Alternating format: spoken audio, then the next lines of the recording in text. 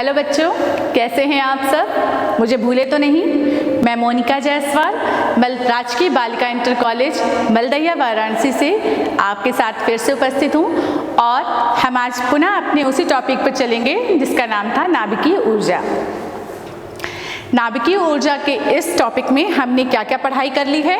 हमने पढ़ा है द्रव्यमान ऊर्जा सूत्र हम पढ़ चुके हैं, नाभिक की द्रव्यमान क्षति भी हम पढ़ चुके हैं और बंधन ऊर्जा वक्र, ये 3 चीजें हम पढ़ चुके हैं। तो आज क्या पढ़ेंगे? आज हम पढ़ेंगे नाभिकीय विखंडन, नाभिकीय संलयन और परमाणु भट्टी। आज हम इन 3 टॉपिक्स पे अपना पूरा कंसंट्रेशन लगाएंगे और सीखेंगे कि क्या क्या चीजें और नई हैं। तो चलिए स्टार्ट करते हैं हम अपने नए टॉपिक नाभिकीय विखंडन से। नाभिकीय विखंडन, जिसमें किसी भारी नाभिक को छोटे छोटे हल्के नाभिकों में तोड़ा जाए, ये विखंडन कहलाता है, यानी कि टूटना। तो नाभिकीय विखंडन हमने बंधन ऊर्जा वक्र से पढ़ाई की थी, जब उसे रीड किया था, उसकी स्टडी की थी, तो ये देखा था कि नाभिकीय विखंडन में भारी जो नाभिक होते हैं इनका स्थायित्व तो बहुत कम है। इनकी प्रति न्यूक्लियॉन बंधन ऊर्जा 7.0 समथिंग मिलियन इलेक्ट्रॉन वोल्ट होती है। तो बंधन ऊर्जा का स्थायित्व कम होने से, बंधन ऊर्जा कम होने से एक उम्मीद होती है कि इन्हें अगर हम किसी विधि से छोटे छोटे 2 हल्के नाभिकों में बदल दें तो द्रव्यमान की क्षति होगी।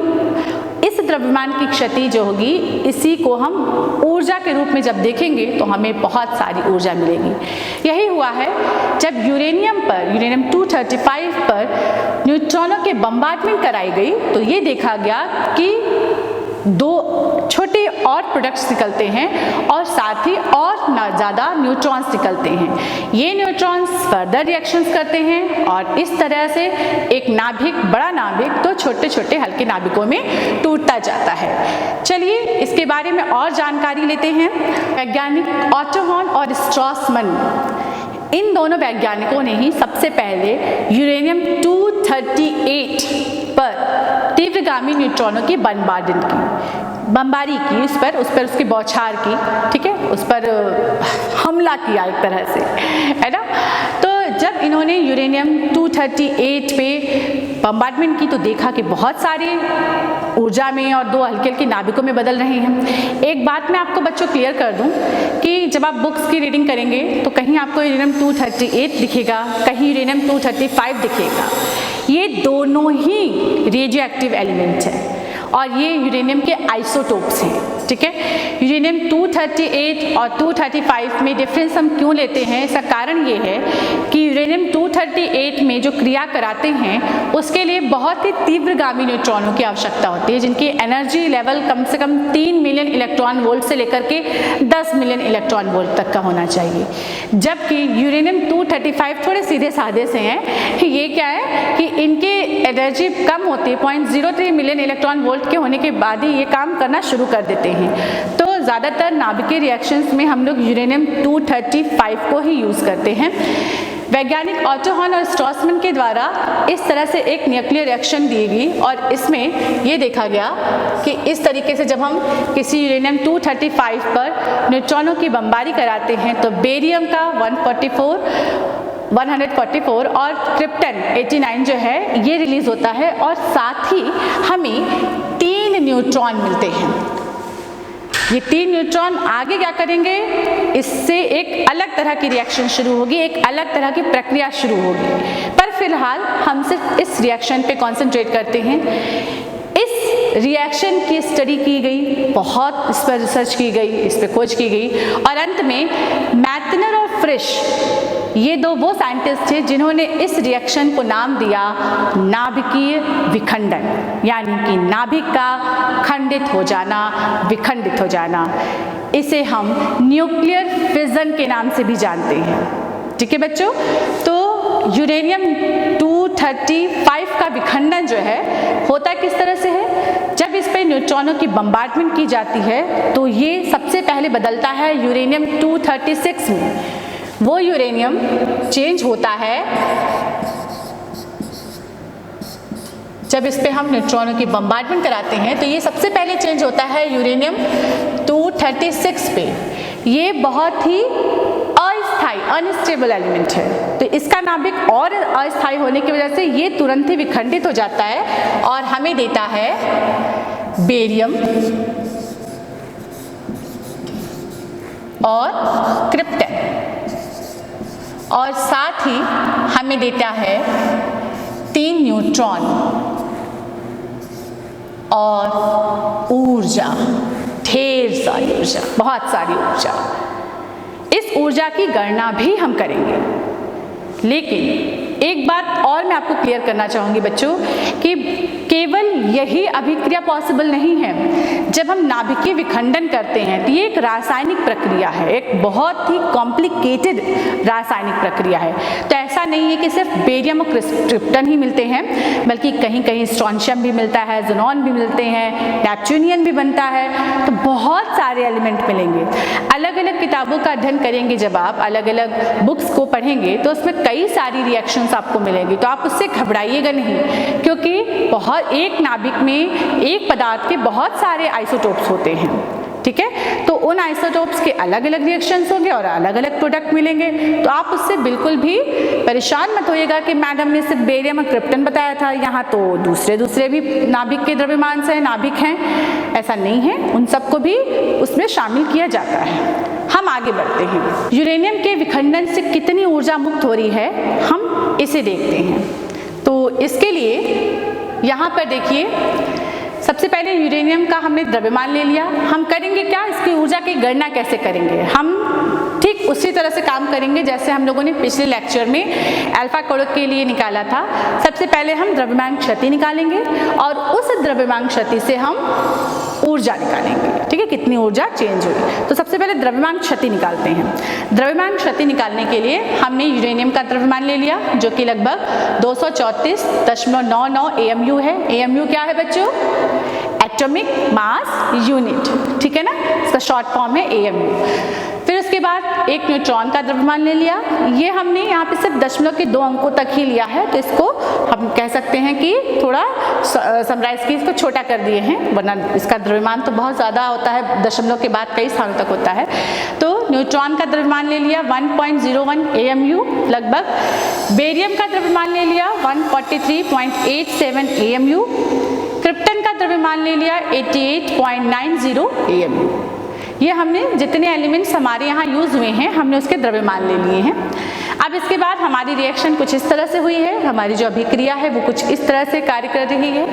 यूरेनियम पे न्यूट्रॉन की बम्बार्डमेंट हुई है, यानी कि लेफ्ट हैंड साइड में हमारे पास क्या है, जो हमने चीज़ें यूज़ की हैं उनके नाम हैं, उनके द्रव्यमान निकाल लेंगे एक बार में।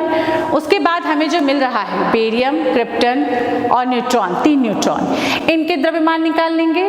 जैसे हम लोग मैथ्स में करते हैं ना, left hand side is equal to right hand side, तो यहाँ भी बिल्कुल वैसे करने वाले हैं हम कि लेफ्ट हैंड साइड का जो मास है, जो द्रव्यमान है, वो निकाल लेंगे। राइट हैंड साइड यानी कि जो प्रोडक्ट बन रहा है उसका मास निकाल लेंगे, और इन दोनों के मास में क्या वेरिएशन है इस चीज को नोटिस करेंगे। तो देखिए, हमने लेफ्ट हैंड साइड यानी कि बाएं पक्ष का कुल द्रव्यमान निकाल लिया है, इन दोनों को जोड़ लिया है, ये हो गया 236 AMU एटॉमिक मास यूनिट। उसके बाद बेरियम, क्रिप्टन और 3 न्यूट्रॉनों का द्रव्यमान निकाल लिया है, ये हो गया है लगभग 235.80 AMU, ठीक है। और जब हमने द्रव्यमान क्षति निकाली, उसके लिए हमने इस लेफ्ट हैंड साइड यानी कि बाएं पक्ष के द्रव्यमान से दाहिने पक्ष वाले प्रोडक्ट वाले द्रव्यमान को घटा दिया है, तो लगभग 0.020 AMU आया है। ये द्रव्यमान की क्षति है जब यूरेनियम के एक नाभिक पर एक आपका जो न्यूट्रॉन है, मंदगामी न्यूट्रॉन, उसकी बमबारी की गई है, उसकी गति की गई है, उसकी टक्कर कराई गई है, तब के लिए। तो द्रव्यमान क्षति के मुक्त तुल्य ऊर्जा कैसे निकलेगी?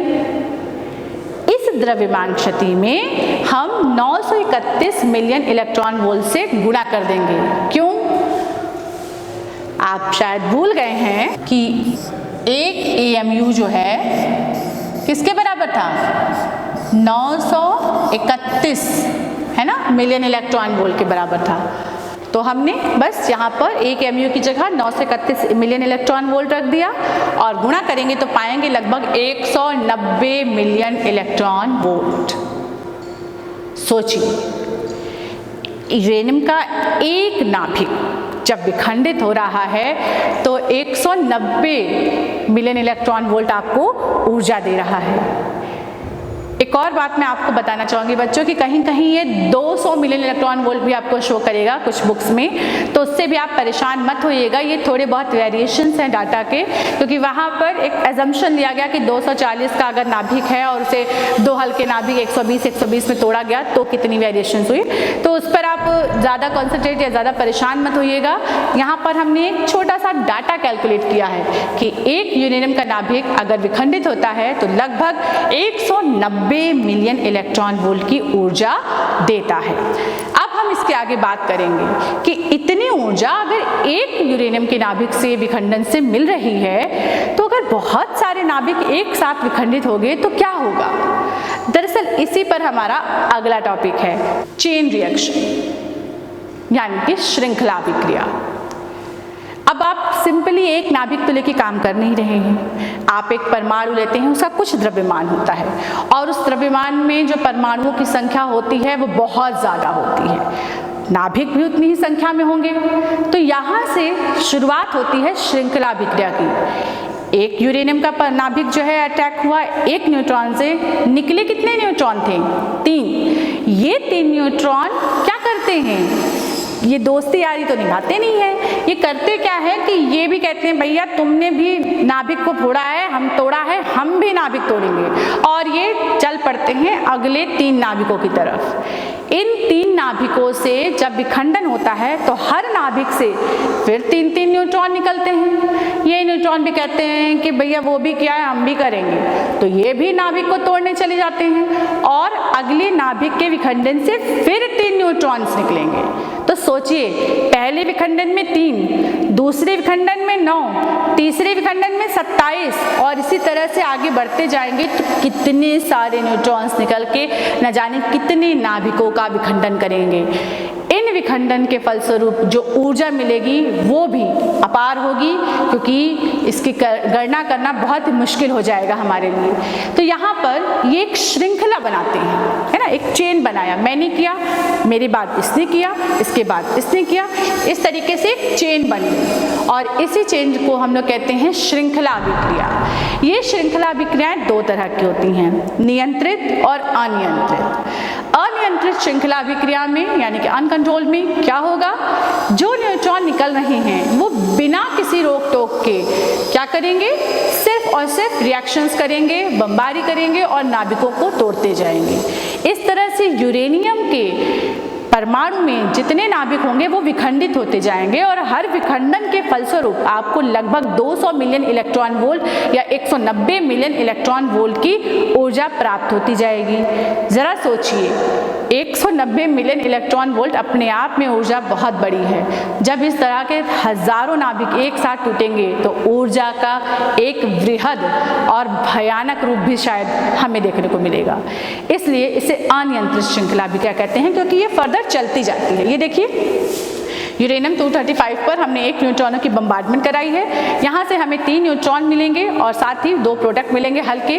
उसके बाद ये 2 न्यूट्रॉन जो होंगे या 3 न्यूट्रॉन जितने भी होंगे ये सारे के सारे आगे रिएक्शंस करेंगे और आगे के नाभिकों को तोड़ेंगे और फिर हमें फिर से नाभिक हल्के मिलेंगे। उन्हें हम अलग रखते जा रहे हैं, उनकी कोई गणना नहीं कर रहे हैं, और आगे फिर से ये यूरेनियम पे अटैक करेंगे और इस तरह से न्यूट्रॉनों की संख्या बढ़ती जाएगी।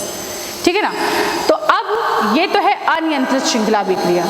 अब बात करते हैं नियंत्रित श्रृंखला अभिक्रिया की। नियंत्रित श्रृंखला अभिक्रिया या कंट्रोल्ड चेन रिएक्शन। ऑब्वियसली हम इसमें कंट्रोल करेंगे। क्या कंट्रोल करेंगे? न्यूट्रॉनों को, क्योंकि सारी उधम तो न्यूट्रॉनों ने मचा के रखी है। भाई नाभिकों के विखंडन में यही तो काम कर रहे हैं। तो हम करेंगे क्या कि जो 3 न्यूट्रॉन निकल रहे हैं इनमें से जितनी हमें ज़रूरत है उसके हिसाब से एक मंदक लगा करके, मॉडरेटर जिसे कहते हैं, मंदक क्या करेगा, ये न्यूट्रॉनों को उनकी गति को कंट्रोल कर देगा, उनकी गति को धीमा कर देगा या उनको एब्जॉर्ब भी कर लेगा। तो जितने हमें चाहिए बस उतने ही न्यूट्रॉन आगे जाएंगे, बाकी सारे न्यूट्रॉन क्या करेंगे, वहीं पे रुक जाएंगे। तो अभिक्रिया क्या हो गई, अब एक धीमे और संतुलित रूप से आगे बढ़ेगी। यहाँ पर देखिए, यहाँ पर हमने एक मंदक लगा दिया है और इससे निकलने वाले जो 3 न्यूट्रॉन्स हैं इस मंदक के द्वारा ऑब्जॉर्ब हो जाएंगे। अब हमारी इच्छा है तो हम सिर्फ एक ही न्यूट्रॉन को यहाँ निकालेंगे। ये न्यूट्रॉन आगे चल के फिर से यूरेनियम के एक नाभिक में बमबारी करेगा और फिर से यहाँ पर अब जितने न्यूट्रॉन निकल रहे हैं वो जो है उनको फिर से मॉडरेटर के थ्रू हम कम करके, हटा के, अवशोषित करके सिर्फ एक न्यूट्रॉन को आगे निकालेंगे। तो अब यहाँ पर ऊर्जा जो होगी, जो ये प्रक्रिया होगी, ये विध्वंसकारी नहीं होगी बल्कि ये सामाजिक कल्याणों में या सामाजिक कार्यों में यूज की जा सकती है। तो इस प्रकार से ऊर्जा का कोई विध्वंस रूप नहीं मिलेगा बल्कि एक कंट्रोल्ड, एक नियंत्रित रूप मिलेगा। इसे हम कहते हैं नियंत्रित श्रृंखला अभिक्रिया। और इसी नियंत्रित श्रृंखला अभिक्रिया के आधार पर आपका अगला टॉपिक है जिसे हम कहते हैं परमाणु भट्टी, न्यूक्लियर रिएक्टर। चलिए ऐसे कुछ फिगर्स देखते हैं न्यूक्लियर रिएक्टर में। लेकिन न्यूक्लियर रिएक्टर में जाने से पहले एक और बात आती है कि आखिर हम परमाणु का द्रव्यमान या उसका साइज कितना रखें कि हमारी अभिक्रियाएं जो है वो नियंत्रित होकर के चलती रहे। इसी पर है हमारा अगला टॉपिक जिसे हम कहेंगे क्रांतिक साइज या critical size and critical mass, क्रांतिक आकार और क्रांतिक द्रव्यमान। तो अगले टॉपिक के बारे में बात कर लेते हैं जो है क्रांतिक आकार और द्रव्यमान के बारे में। ये बात करना इसलिए ज़रूरी है बच्चों क्योंकि एक मिनिमम साइज होने के कारण ही ये अभिक्रियाएं आगे कंटिन्यू हो पाएंगी, चल पाएंगी। तो वो आकार कैसे निकालेंगे, वो आकार कितना होगा, इसके बारे में कुछ बातें कर लेते हैं। जितने न्यूट्रॉन्स निकल रहे हैं इन न्यूट्रॉन्स में कुछ ऐसे न्यूट्रॉन होंगे जो आगे विखंडन की प्रक्रिया को बढ़ाते हैं, कुछ ऐसे होंगे जो पदार्थ के द्वारा अवशोषित कर लिए जाते हैं और कुछ ऐसे भी न्यूट्रॉन होंगे जो कि विखंडन भी नहीं करेंगे, अवशोषित भी नहीं होंगे और पदार्थ से बाहर निकल जाएंगे। तो इन्हीं न्यूट्रॉनों को हमने 3 कैटेगरी में चेंज किया है। एन वो न्यूट्रॉन है, नंबर ऑफ न्यूट्रॉन्स हैं जो विखंडन करते हैं। ए वो नंबर ऑफ न्यूट्रॉन्स हैं जो कि एब्जॉर्ब हो जाएंगे उस मटेरियल के द्वारा, उस पदार्थ के द्वारा जो मॉडरेटर वगैरह हम लगाते हैं। और एल वो नंबर ऑफ न्यूट्रॉन हैं जो विखंडन किए बिना ही पदार्थ से बाहर निकल जाते हैं। इसके बाद इन पर जो डिपेंडेंसी है ये एन और ए यानी कि वो न्यूट्रॉन जो विखंडन करेंगे और जो अवशोषित हो जाएंगे ये डिपेंड करेंगे इस बात पे कि उस पदार्थ का आयतन कितना है। जबकि एल यानी कि जो विखंडन किए बिना बाहर निकलने वाले न्यूट्रॉन्स हैं ये डिपेंड करेंगे इस बात पर कि उसका पृष्ठ क्षेत्रफल कितना है। तो ये उसके पृष्ठ के अनुक्रमानुपाती होगा, जबकि ये दोनों एन और ए जो हैं वो आपके आयतन के अनुक्रमानुपाती होते हैं। अब हम आगे बढ़ते हैं और देखते हैं कि किस तरीके से इसके बीच में रिएक्शंस होंगे। तो ये देखिए एन जो है वो आयतन के है तो इसे हम लिख देंगे 4/3 पाई आर क्यूब। आर क्या है, उस पदार्थ की त्रिज्या होगी, उसका आयतन की त्रिज्या होगी। इसके बाद इसको हमने यहाँ से देखिए 4/3 पाई, ये क्या है, ये कांस्टेंट वैल्यू है, एक नियतांक की तरह से कार्य करता है, एक आंकिक मान है, ये नियत रहेगा। तो इसका मतलब हमें डायरेक्टली ये कह सकते हैं कि n is proportional to r cube. तो एन, ए और एल, जैसा कि मैंने आपको बताया कि एन और ए जो हैं वो पदार्थ के आयतन पर डिपेंड करेंगे, आयतन पर डिपेंड करेंगे यानी कि उसमें जो उसकी त्रिज्या होगी, अगर गोलीय पदार्थ है, ज़्यादातर हम लोग गोलीय पदार्थ को ही लेते हैं, उसका आकार गोल रहे, तो अगर गोला है तो उसमें आयतन है तो उसकी त्रिज्या के बारे में बात कर लेते हैं। मान लीजिए उसकी त्रिज्या आर है तो एन डिपेंड्स करेगा, n is proportional to 4/3 pi r cube. यहाँ पर 4/3 पाई क्या है, ये एक न्यूमेरिकल वैल्यू है, एक आंकिक मान है और ये नियत रहते हैं। तो हम डायरेक्टली ये कह सकते हैं कि एन किस पे डिपेंड करेगा, एन अनुक्रमानुपाती हो जाएगा सीधे सीधे आर क्यूब के। हम इस प्रोपोर्शनैलिटी के चिन्ह को हटाते हैं और एक कांस्टेंट यूज कर लेते हैं K1 आर क्यूब, ठीक है, K1। इसके बाद ए के बारे में बात कर लें। ए कौन था, ए अवशोषित हो जाने वाले न्यूट्रॉनों की संख्या थी, ये भी डिपेंड करेगी पदार्थ के आकार पर। तो आकार जो है उसका आयतन निकाल लेते हैं 4/3 पाई आर क्यूब। इसमें भी वही प्रक्रिया है, ए सीधे सीधे किस पे डिपेंड करेगा, आर क्यूब पे यानी कि उसकी त्रिज्या के घन पर। और इसे भी हम इस प्रोपोर्शनैलिटी के चिन्ह को हटाते हुए लिख सकते हैं A = K2 R3। अब L की बात कर लेते हैं। L किस पे डिपेंड कर रहा था? L डिपेंड कर रहा था 4 पाई r स्क्वायर पे, यानी कि पृष्ठ क्षेत्रफल पर। यहाँ पर सीधे से देखिए, फिर से वही बात है कि 4 और पाई क्या है? आपके कांस्टेंट वैल्यूज हैं, इन्हें हटा देते हैं। तो L सीधे सीधे डिपेंड कर रहा है r स्क्वायर पे, और इसे हमने लिख दिया is equal to k3r3। k1, k2, k3 जो है वो हमारे एक अलग नियतांक है, जिनकी आगे चल के बड़ी महत्वपूर्ण भूमिका होने जा रही है। तो अब देखते हैं इसके बाद यहाँ से 3 स्थितियाँ संख्या के आधार पे संभव हैं। पहली स्थिति है कि अगर n is less than a plus l, यानी कि विखंडन करने वाले न्यूट्रॉनों की संख्या एब्जॉर्ब होने वाले न्यूट्रॉनों से और बिना विखंडन किए हुए न्यूट्रॉनों से ज़्यादा है, तब उस कंडीशन में क्या हो जाएगा? n minus a upon l क्या होगा? 1 से कम हो जाएगा और पदार्थ की विखंडन की अभिक्रिया क्या होगी? रुक जाएगी। दूसरी कंडीशन ये है कि अगर n is greater than a plus l है, तब यानी कि n minus a upon l जो है वो 1 से बड़ा होगा। इस प्रक्रिया में पदार्थ का विखंडन होगा और अभिक्रिया चलती रहेगी।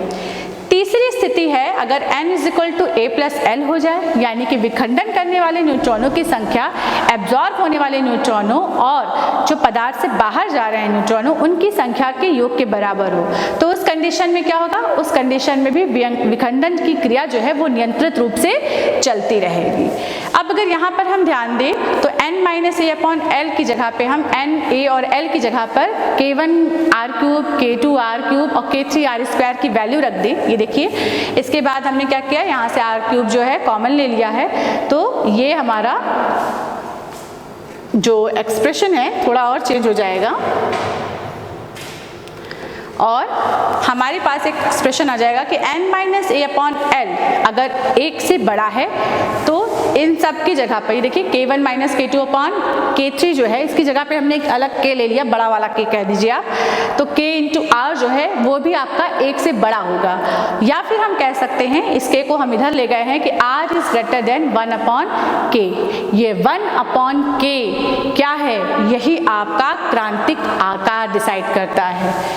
ठीक है, तो क्रांतिक आकार का मतलब वो होता है कि वह न्यूनतम आकार या साइज जिसके आधार पर विखंडन की अभिक्रिया चलेगी, अगर उससे कम हो जाएगा द्रव्यमान या आकार तो विखंडन की प्रक्रिया रुक जाएगी।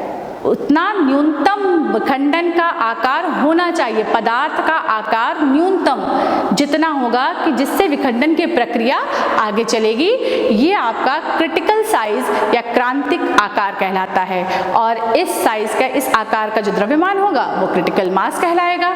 ठीक है बच्चों, चलिए अब हम आगे चलते हैं और अपने अगले टॉपिक पे आते हैं, जिसे हम कहते हैं न्यूक्लियर रिएक्टर या परमाणु भट्टी। यह आपके सामने न्यूक्लियर रिएक्टर का एक सिंपल फिगर है, जिसमें आप देख सकते हैं एक शीतलक है, परावर्तक है, कुछ नियंत्रक छड़ें लगी हुई हैं, यहाँ पर एक टरबाइन है जिसमें पानी डाला जा रहा है। ये एक सिंपल फिगर है आपके लिए। मैं आपको और फिगर्स दिखाती हूँ कैसे हम लोग इसको और समझ सकते हैं क्लियरली।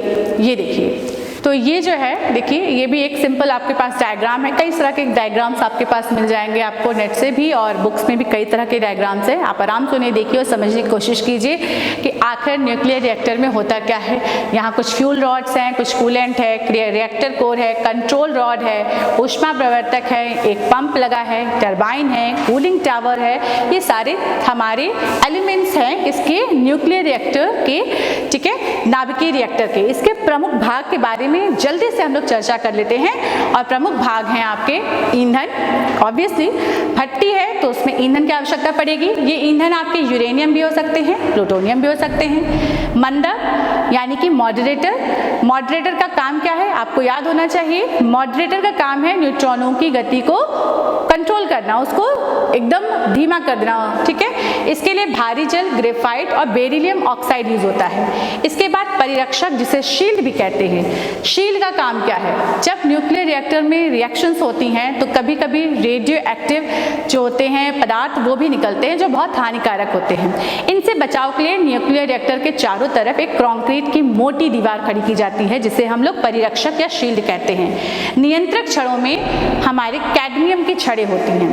ये कंट्रोल रॉड्स हैं, हमें अभिक्रिया कितने अनुपात से करनी है, कितनी ऊर्जा चाहिए, इस तरह से वो उसको कंट्रोल करती है, एक तरह से मॉनिटर समझिए क्लास का ये। उसके बाद शीतलक, शीतलक क्या होता है? कूलेंट होता है, जो ऊष्मा निकलती है उसको वो ठंडा करके उसे कूल रखता है। बहुत ज़्यादा विखंडन की प्रक्रिया में जो अपार ऊष्मा निकलती है उसको कहीं ना कहीं तो हमें एब्जॉर्ब कराना होगा, उस ऊर्जा को ये सोख लेते हैं। तो इसे वायु, जल और कार्बन डाइऑक्साइड आपके कूलेंट हैं, शीतलक है।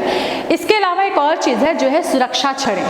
ये छड़ें कंट्रोलर की तरह ही हैं, नियंत्रक की तरह ही हैं। वहाँ कैडमियम की 1 या 2 छड़ होती है, लेकिन जब हम सुरक्षा छड़ों की बात करते हैं तो ये सेट होती हैं, कई तरह के सेट बना दिए जाते हैं। और जब लगता है कि हाँ विखंडन की प्रक्रिया अनियंत्रित होने वाली है, इन छड़ों को अंदर डाल दिया जाता है और उससे जो नाभिकीय रिएक्शन है, जो न्यूक्लियर रिएक्शंस हैं, ये आपके कंट्रोल रहती हैं। तो ये तो परमाणु भट्टी के काम हो गए।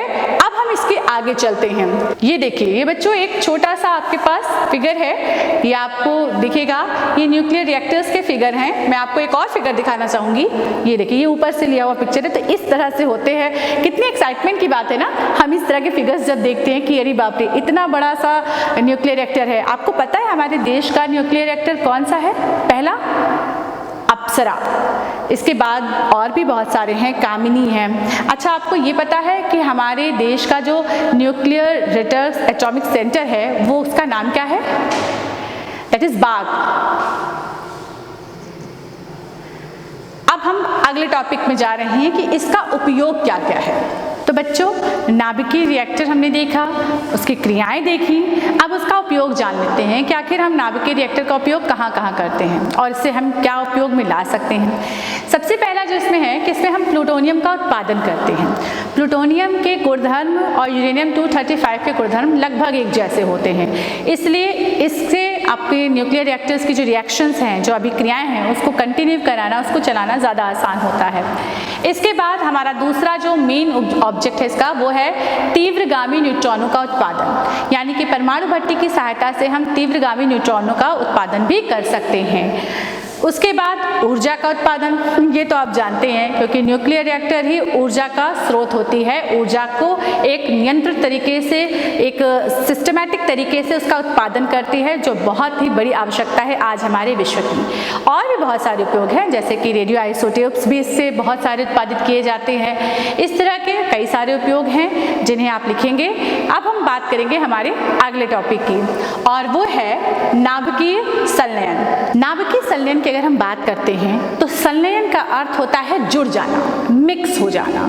ठीक है, जब हम लोगों ने बंधन ऊर्जा वक्र की बात की थी तो हमने आपसे कहा था कि जब दो हल्के नाभिकों को किसी क्रियाविधि के द्वारा जोड़ करके एक बड़ा नाभिक बनाया जाए तो इस प्रक्रिया में भी ऊर्जा, द्रव्यमान ऊर्जा की द्रव्यमान क्षति होगी और द्रव्यमान क्षति को हम ऊर्जा में परिवर्तित करेंगे और हमें एक अपार ऊर्जा मिलेगी। नाभिकीय संलयन में मैंने आपसे जैसा बताया कि इसका अर्थ है मिल जाना, यानी कि जुड़ जाना। तो जब दो हल्के नाभिक किसी विधि द्वारा आपस में मिलकर एक भारी नाभिक का निर्माण करते हैं तो यह प्रक्रिया नाभिकीय संलयन कहलाती है। देखिए यहाँ पर क्या है, ये आपका ड्यूटेरियम है। हाइड्रोजन का जो 3 समस्थानिक होते हैं ये ड्यूटेरियम है। ड्यूटेरियम जो है वो एक और न्यूट्रॉनों के साथ मिल करके ट्राइटियम बनाता है और ये आपस में मिल करके हीलियम नाभिक बनाते हैं 2He4 और साथ ही लगभग 3.5 मिलियन इलेक्ट्रॉन वोल्ट की ऊर्जा देते हैं। इस ऊर्जा की माप अलग अलग तरीके से होती है। नाभिकीय संलयन की प्रक्रिया बहुत ही उच्च दाब और उच्च ताप पे की जाती है। क्यों? क्योंकि संलयन का अर्थ में हमने आपको बताया कि जुड़ना है, यानी कि दो नाभिकों को पास लाना है। नाभिक पर जो आवेश होता है वो धन आवेश होता है। अब आप खुद ही सोचिए, चूंकि सजातीय आवेश एक दूसरे को प्रतिकर्षित करते हैं तो वो एक दूसरे के समीप कैसे आएंगे? उनको समीप में लाने के लिए, उनका कांटेक्ट कराने के लिए, उनको जोड़ने के लिए ही बहुत ज़्यादा ऊर्जा के ताप की आवश्यकता होती है, लगभग 2 × 10⁻⁷ केल्विन के ऑर्डर की। अब इतना ताप हमारी पृथ्वी पर तो है नहीं, ये ताप हमें सूर्य पर मिलता है।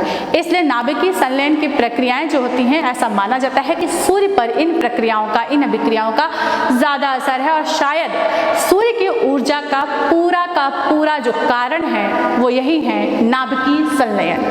सूर्य की ऊर्जा, सूर्य की ऊर्जा के बारे में अगर हम बात करें बच्चों, तो आपको पता है उनके बाह्य आवरण का जो ताप होता है वो लगभग 6900 केल्विन होता है और अंदर का ताप इससे भी ज़्यादा होता है।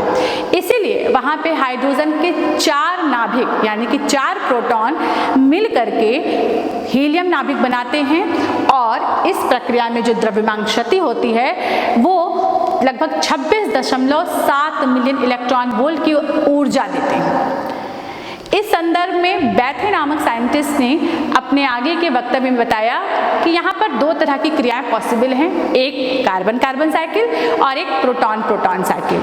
कार्बन कार्बन साइकिल में या कार्बन साइकिल में कार्बन एक उत्प्रेरक की तरह कार्य करता है। इसमें भी 4 नाभिक हाइड्रोजन के आपस में संलयित होते हैं और संलयित होकर के आपका बनाते हैं क्या, हीलियम नाभिक, और साथ में आपकी 24.6 मिलियन इलेक्ट्रॉन वोल्ट की ऊर्जा देते हैं। इसमें आपके पॉजिट्रॉन भी उत्पन्न होते हैं और ये पॉजिट्रॉन विनाशित होकर के 2 मिलियन इलेक्ट्रॉन वोल्ट की ऊर्जा अलग से देते हैं।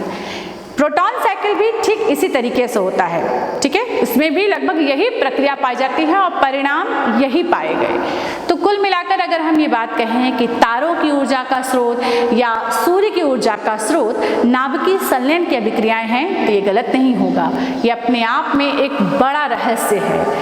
आगे बढ़ते हैं बच्चों और देखते हैं आगे हमारे पास है कि हमने आज के इस लेक्चर में क्या क्या सीखा।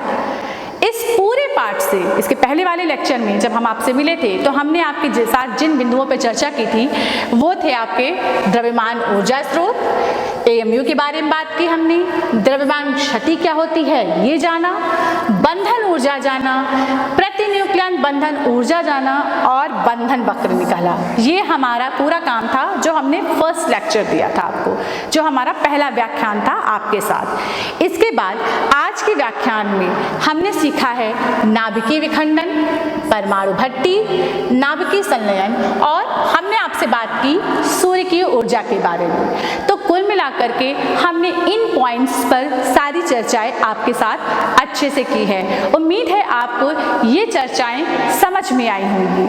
अब सिर्फ सीखना नहीं है, सीखने के बाद उसका अभ्यास भी करना है। तो आपके लिए होमवर्क है। होमवर्क क्या है ये देख लेते हैं। तो गृह कार्य से भागिएगा नहीं। गृह कार्य में आपको नोट्स बनाना है। जितने टॉपिक्स मैंने आपको बताए हैं आप उसके कॉपी में लिख करके नोट्स बनाइए। आपको परमाणु भट्टी का चित्र बनाना है, ठीक है। जितने तरह के चित्र आप ढूंढ सकते हैं, अलग अलग किताबों का संग्रह कीजिए, उससे देखिए और बनाइए, बहुत मजा आएगा बच्चों।